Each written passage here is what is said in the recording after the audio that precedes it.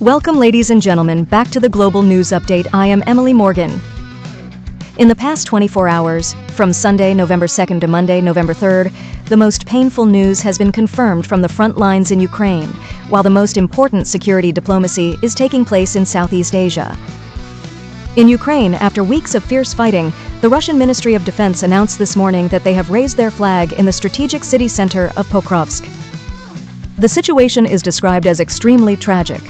President Zelensky, in his speech last night, called this a heavy blow, but praised the Ukrainian forces, especially the GUR special units, for fighting to the end to slow down Russia's advance.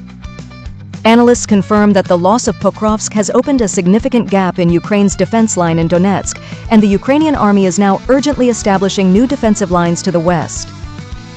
Meanwhile, the Middle East continues to blaze. After the ceasefire completely collapsed over the weekend, the Israeli army has resumed large-scale military operations in Gaza, with intense airstrikes and shelling. In response, President Trump made a tough statement, saying he is losing patience with both sides and warned of serious consequences if violence continues to escalate uncontrollably. But the most notable diplomatic developments are taking place in Asia.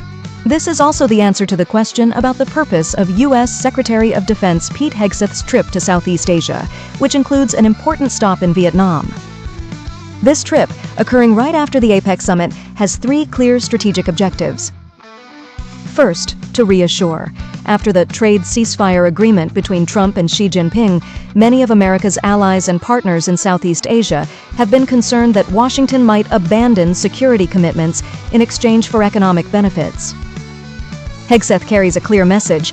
Economic agreements do not mean that the U.S. will neglect security, and Washington remains committed to a free and open Indo-Pacific region. Second, to strengthen the Golden Fleet strategy. This trip is a diplomatic military step to materialize the initiative announced by Trump.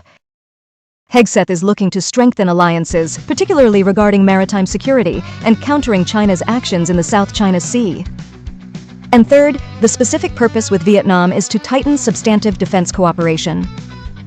Hegseth's visit to Vietnam is seen as a significant step to promote maritime security cooperation, enhance intelligence sharing, and possibly advance contracts for defense equipment supply, such as patrol boats and drones, to help Vietnam enhance its capacity to protect sovereignty at sea. I am Emily Morgan. Thank you for following. No matter how turbulent the world may be, I wish you and your family safety and peace of mind. If you find this information useful, please hit the subscribe button to continue accompanying us. Goodbye, and see you again. The fire of war is tested by iron, but peace is tested by trust.